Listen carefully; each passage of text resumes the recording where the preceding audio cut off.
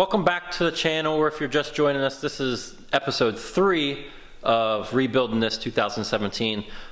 For today, I'm going to work on putting the front end metal on. I'm going to mount the hood, the fenders, the bumper to make sure all that lines up. I'm going to bolt it in place, leave it there. My K-member is supposed to be here within the next day or two. So once I get that, I'll bolt that in place. And that will tell me that my front shock tower assemblies are all in the right place, and then I'll pull it back apart and start welding it. So for today's video, we're going to be mounting up all those front end pieces and some other stuff. I might clean up the back end behind the bumper like I did on the firewall, just to clean off all that dirt. But let's check out some of the pieces. I have all my hardware laid out for today, and there's the front end of where we're at right now. I went ahead and put the clips in for the fender, made sure all my threads are okay in all the holes. I have all my hardware laid out.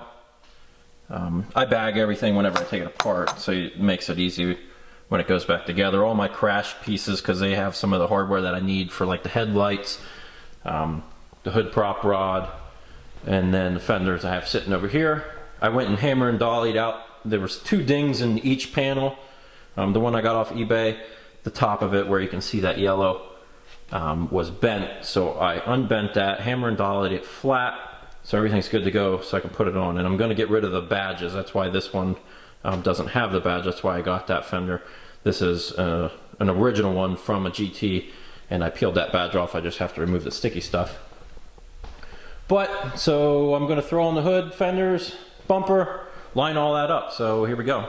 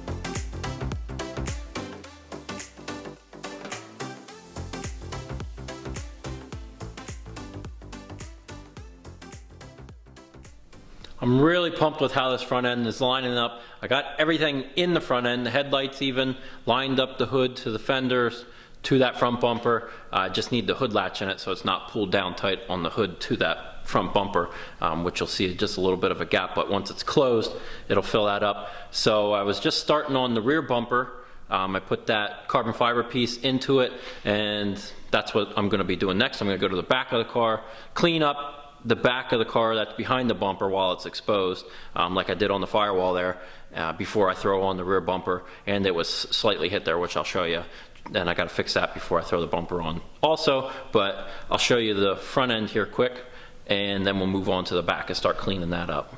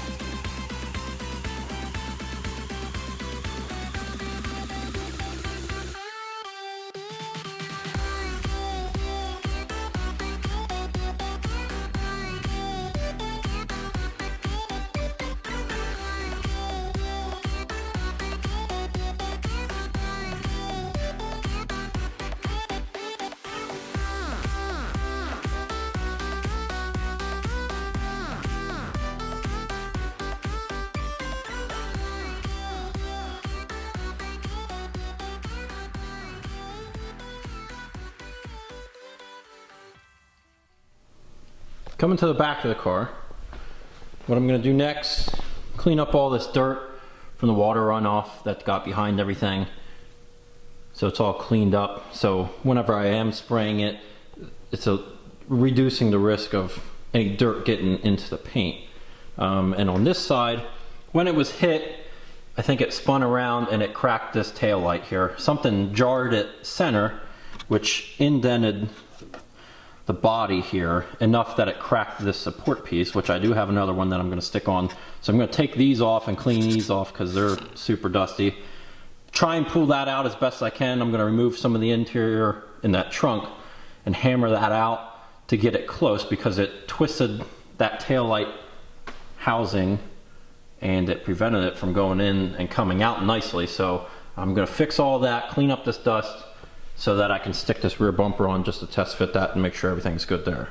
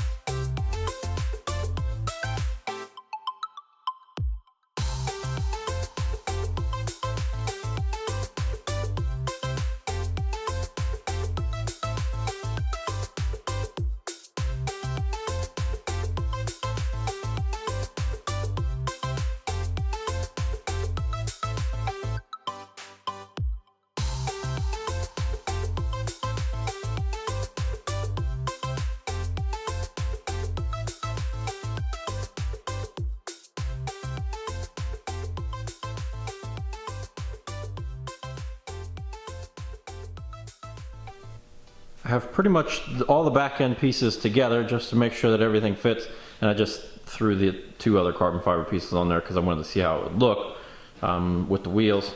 But what I'm going to do now is, because I got this premium bumper and it doesn't have the sensor holes in it, this is my idea, and I didn't test it onto there to see if it will work, but I'm pretty sure this will work. I have it marked at the back edge of that marker light, and it wraps around even, straight line the whole way down center with the holes, and I have it marked center with each sensor hole. So I'm just going to take that string off, tape it onto the other bumper, and if my lines match up with the edge of those marker lights, I'm going to go ahead and drill those holes out. So that's what I'm going to do now, drill these sensor holes out, and then pretty much all the exterior panels will be done then, and it'll be on to the next thing.